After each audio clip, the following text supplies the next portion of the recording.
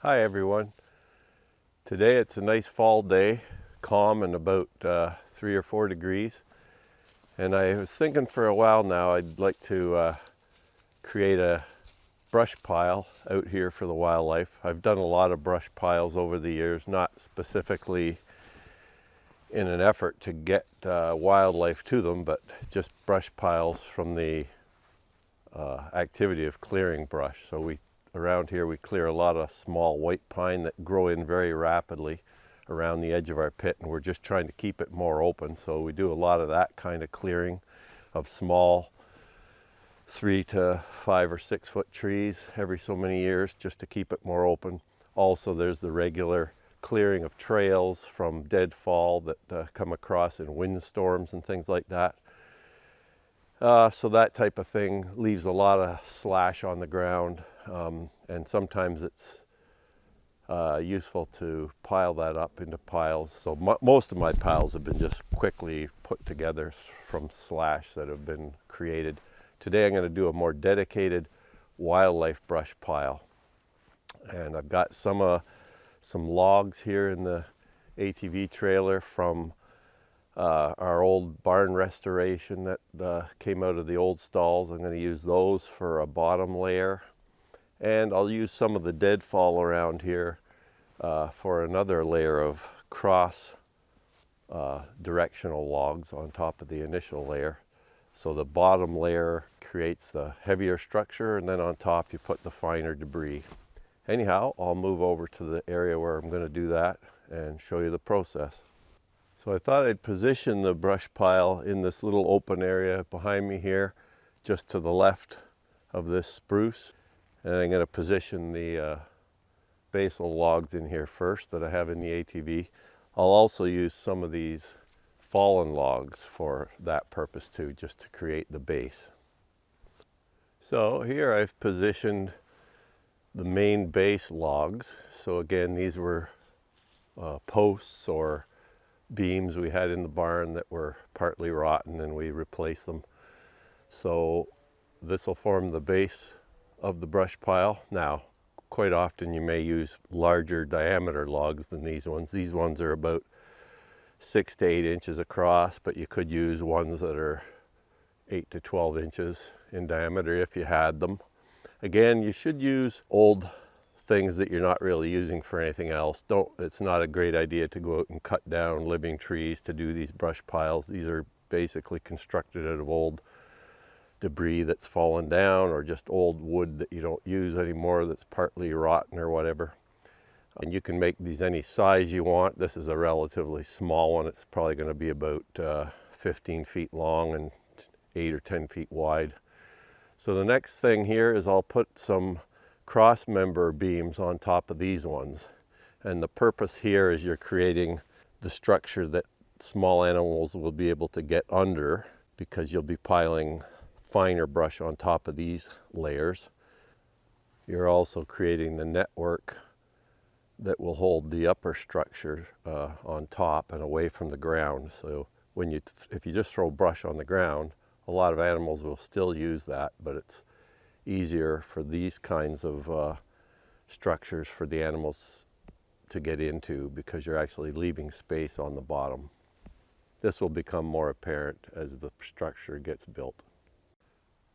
So right now I'm going to saw this fallen aspen into a few segments. It's about 40 feet long or so, so I'll get 4 or 5 cross members for the top of the brush pile that we're making.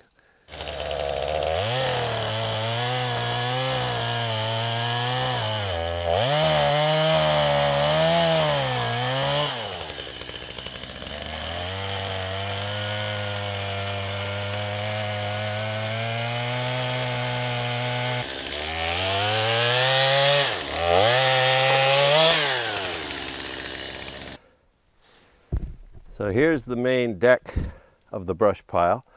So the bottom layer are the larger logs going in one direction. And again, you can make these any size that you want. This one here is about 15 feet long. And then the second deck I've put on are smaller logs, approximately 1.5 feet across or apart from each other. They don't have to be any specific distance. The main thing you're trying to do is create a structure that'll hold the upper layers on top and not let them fall through to the ground. Because what you're trying to create here is some space underneath this deck layer for smaller animals such as mice and rabbits and weasels and any other kind of animal that likes to get under here. The ability to get in under the top layer. What I'm going to do now is probably add a few more finer stems on this second layer, just to again increase the prevention of the upper layers falling through. So I'll put some finer sticks and twigs in the same direction as the second layer, and then I'll start piling on the finer brush material, which in my case here will be mostly these young white pine that I've been trimming out of the woods here, just to keep it a little more open for some of these other species to establish. Okay, I've added more fine cross members to the top of the second deck. So this, I'm hoping, will just again provide more support for the upper finer layers so they don't fall through. So this is the initial layer of pine. These are some of the larger ones that I'd cut down. These are about 6 or 7 feet tall. And I'm putting these perpendicular to the last layer of supporting twigs that I put on top of the deck. So these go at cross directions to those, just for better support. Now, with the successive layers of pine, I'll go in opposite direction to this. I'll cross member them over the top of these. Again, this just provides a more stable top to the pile, so it's not constantly rolling off.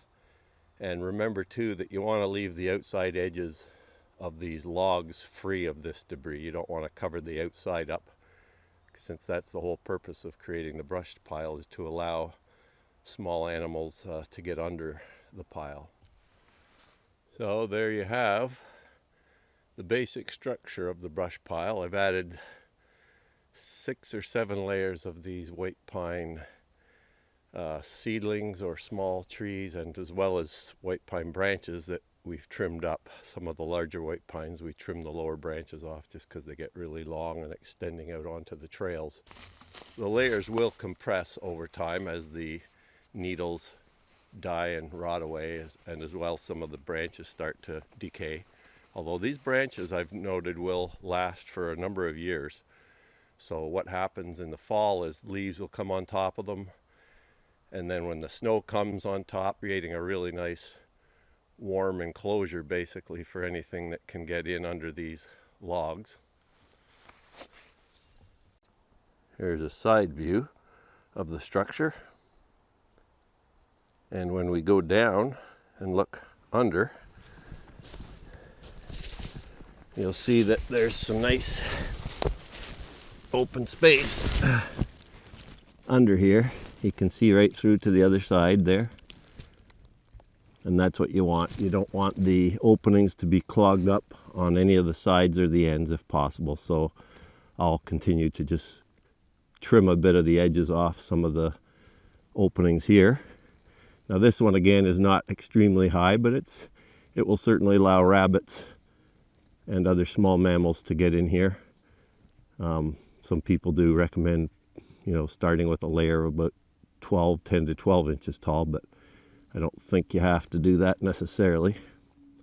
This actually gives the smaller mammals more protection because they can more readily escape predators, potentially, although some predators can get in here as well. So this again shows the side structure, the basal logs, the first deck on top of those, more logs, and then larger twigs and stems that I found just dead on the floor here. Some of them are semi-rotten, but that's fine. They're basically just holding the upper structure up for the time being. And you can apply more stuff to this over the years as it tends to fall down and decay a bit. You can keep rebuilding it. So there you have it, folks. A brush pile in a couple hours of work. Now I did use a chainsaw, although I often use a hand powered bow saw. This log was just a little bit thick for the little bow saw I currently have. But anyhow, there you can see the brush pile, and it'll form a nice home for a number of creatures probably over time. And even as it decomposes, other things will use it. If you don't even keep it up, it'll just start to eventually degrade into the ground and add nutrients to the soil in that location. But for a lot of the brush piles we have, I tend to keep adding to them year after year, just on the top. I don't necessarily go under and create new structure underneath. Most of the piles I have, I never created that lower structure, so, but in any event, they still get used by smaller creatures. Anyhow, I hope you've enjoyed this video, and maybe you'll be able to create something like this yourself. Even if you live in the city and don't have much property, you can still create small versions of this, just even a few feet square, you know, having a little raised structure on bricks or little small logs or stems of trees. And then you can create dead vegetation with twigs and stuff like this on top. Almost everyone in the city, you know, has coniferous trimmings they have at the end of the year if they're trimming their hedges or trimming their trees a bit. So you can do this on a smaller scale, and even on such scales, wildlife will use those small structures. Everything from 2 or 3 logs positioned in a garden with areas underneath to hide, or, you know, clay pots. Some people break up their old clay pots and put them in for toads and things. So it's all a matter of scale. Anyhow, I hope you've enjoyed this, and maybe you're encouraged to go out and do some of this yourself. It's actually quite fun to get out and do these things.